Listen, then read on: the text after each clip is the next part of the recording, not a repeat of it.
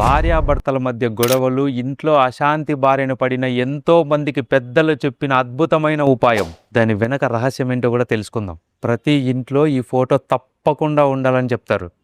అదే శివపార్వతుల పరివారమూర్తి, అదే ఫ్యామిలీ ఫోటో.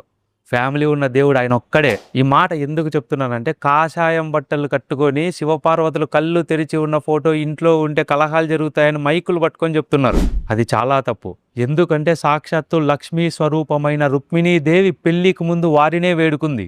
నమ్మితి నా మనంబున సనాతనులైన ఉమా మహేశులన్ మిమ్ము పురాణ దంపతులన్ భజింతును కదమ్మ, మేటి పెద్దమ్మ దయాంబు రాశివి కదమ్మ, హరిన్ పతిజేయుమమ్మ నిన్ను నమ్మిన వారికెన్నటికి నాశనము లేదు కదమ్మ ఈశ్వరి అని వాళ్ళు పురాణ దంపతులు.